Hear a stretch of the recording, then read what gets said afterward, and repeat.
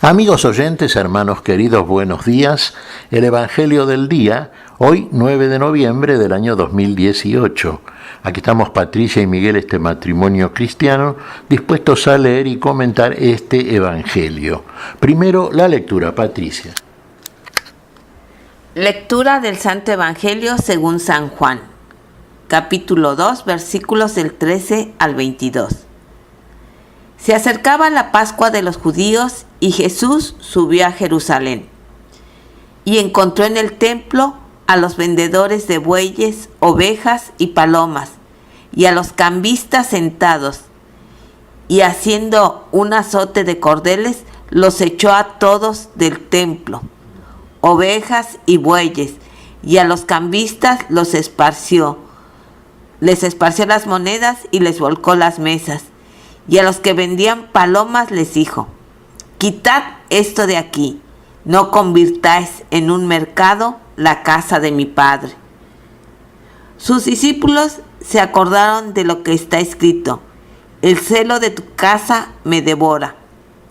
Entonces intervinieron los judíos y le preguntaron: ¿qué signos nos muestras para obrar así?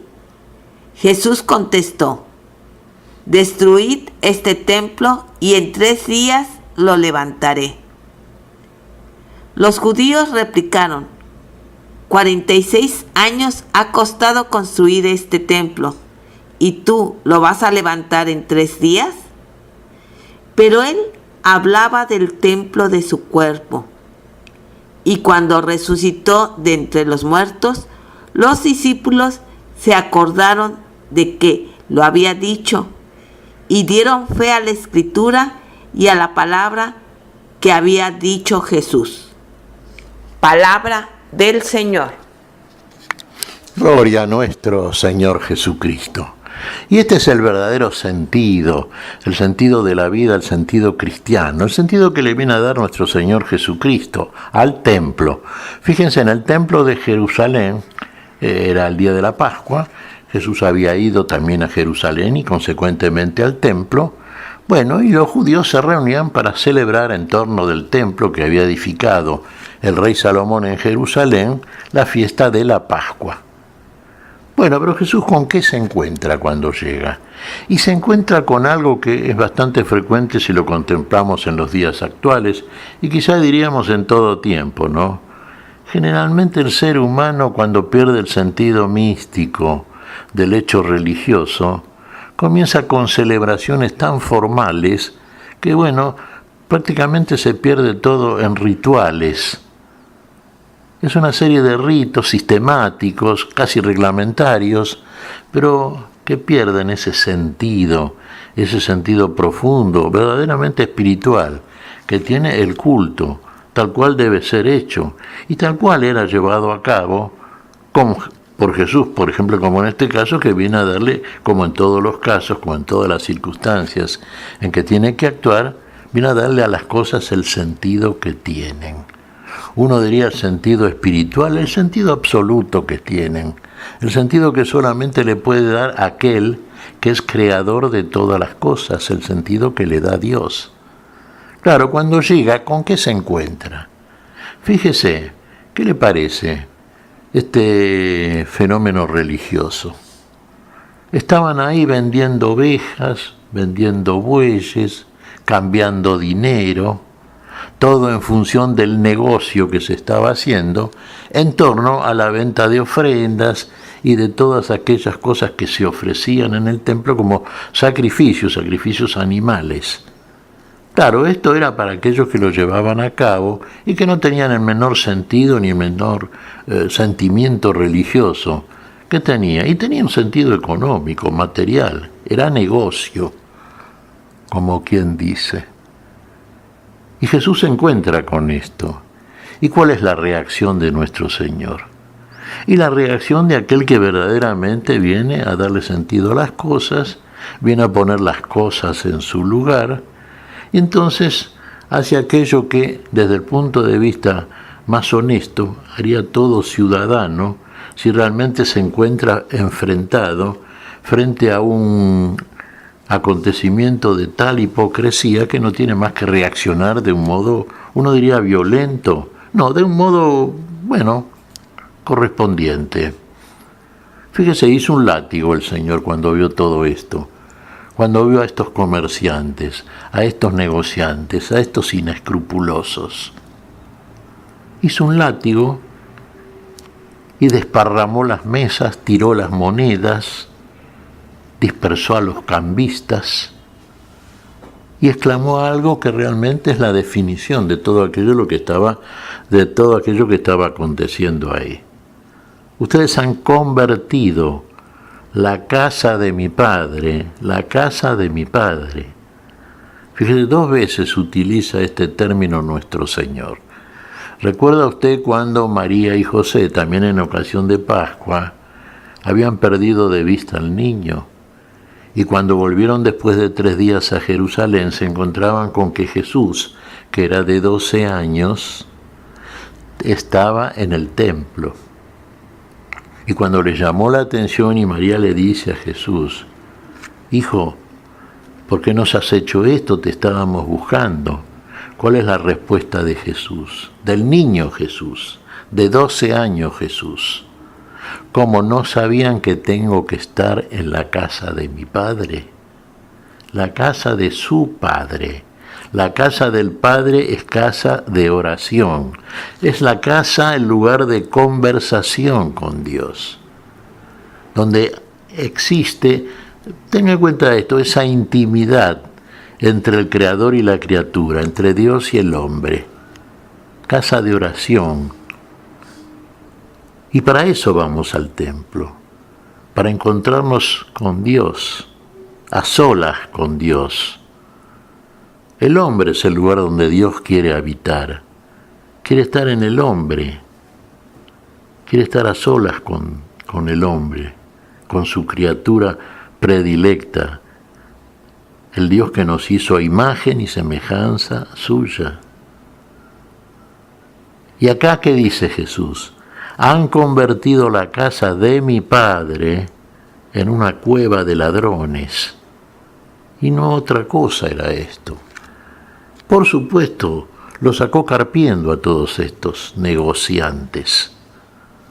Frente al estupor de ellos, claro, frente al asombro, porque de pronto podían estar exclamando, bueno, ¿este quién es para venir a tomar tamaña represalia? ¿Por qué? ¿Con qué autoridad hace esto?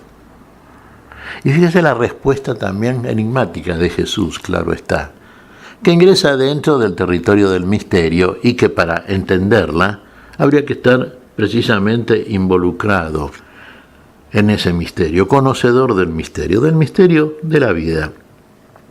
No es ningún misterio raro, el misterio de la vida. Fíjese, ¿qué autoridad le dicen a Jesús? Demuestras para hacer esto que estás haciendo. Como diciendo, ¿con qué autoridad haces estas cosas? Y la respuesta de Jesús no se hace esperar. ¿Qué les dice? Tiren abajo este templo, y en 3 días yo levanto otro templo no hecho de mano, no de industria humana, no hecho por ustedes, que ustedes hacen templos y templetes a la medida de sus negocios redondos. No, el templo que levanto yo lo va a demostrar nuestro Señor Jesucristo acabadamente y para los siglos, para siempre. Es la resurrección de su cuerpo. El templo es el cuerpo, somos templo del Espíritu Santo, hermanos. Y cuando nuestro Señor Jesucristo muere, y muere nuestra muerte, y muere la muerte, y muere la muerte, y muere la muerte de todos, para aniquilar la muerte, cuando muere en el Gólgota, entonces, por su resurrección, levanta un cuerpo que estaba caído, levanta el cuerpo de la muerte, levanta al hombre de la muerte, levanta un verdadero templo. El hombre es templo del Espíritu Santo, el hombre es un lugar sagrado, el hombre es templo de Dios. Y ahí quiere habitar Dios. Y esto es lo que les viene a decir nuestro Señor, y eso es lo que les está diciendo, y además es lo que les está demostrando. Ahí comienza realmente la vida que se había perdido, por causa precisamente de la ignorancia de los hombres, por causa de cosas como esta que está aquí contemplando Jesús y que está, dando por terminadas.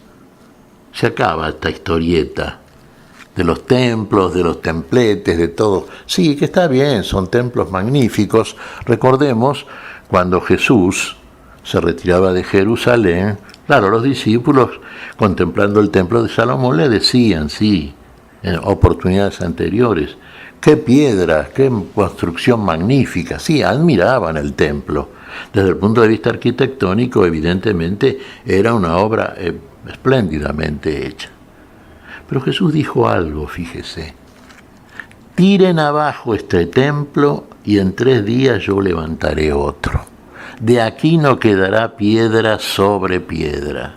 Y efectivamente, no quedó nada. Ustedes saben que en el templo de Salomón, edificado en Jerusalén, lo que queda como testimonio de su existencia en otro tiempo, en el año 70 de la era común, fue lo que se llama el Muro de los Lamentos.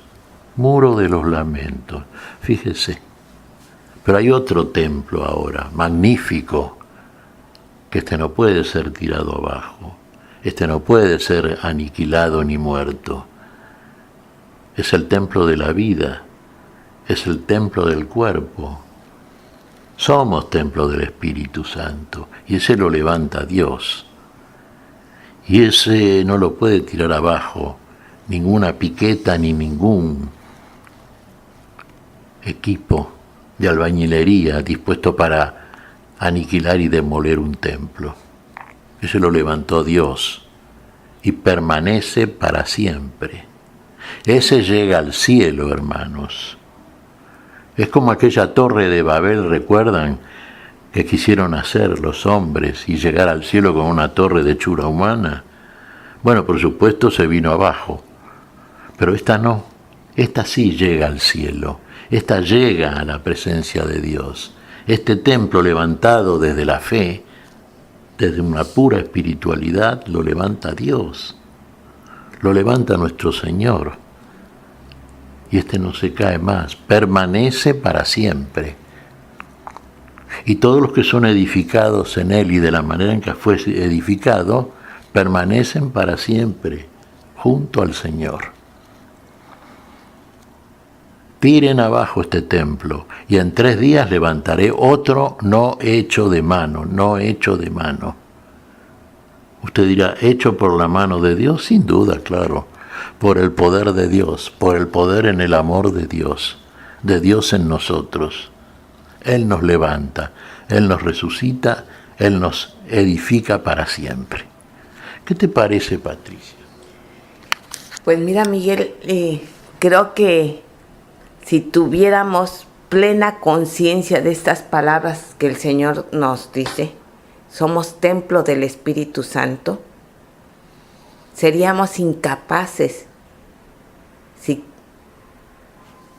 de hacer algo contra el otro, porque el otro también es templo del Espíritu Santo.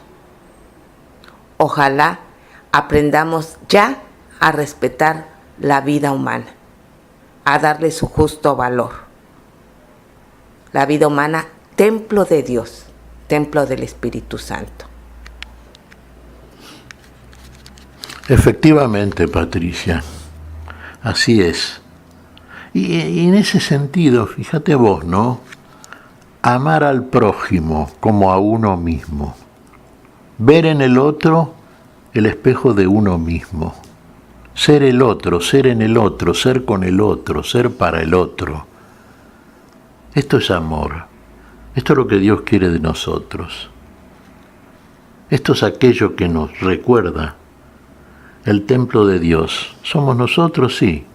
Recordémoslo entonces. El otro es mi hermano. Tengamos siempre presente esto. ¿Qué te parece si agradecemos al Señor? Muy bien, Miguel. Te damos gracias, Padre Celestial, en el nombre santo de nuestro Señor Jesucristo. Te damos gracias, Padre, te pedimos perdón por nuestras faltas. Señor, pedimos tu bendición para este día, tu espíritu de santidad, tu espíritu, Señor, de bendición y luz. Queremos ser iluminados, edificados por esa luz que viene de ti, Señor, y solamente de ti. Y en tu nombre santo lo pedimos, Señor, por Jesucristo, Señor nuestro. Amén y amén. Amén.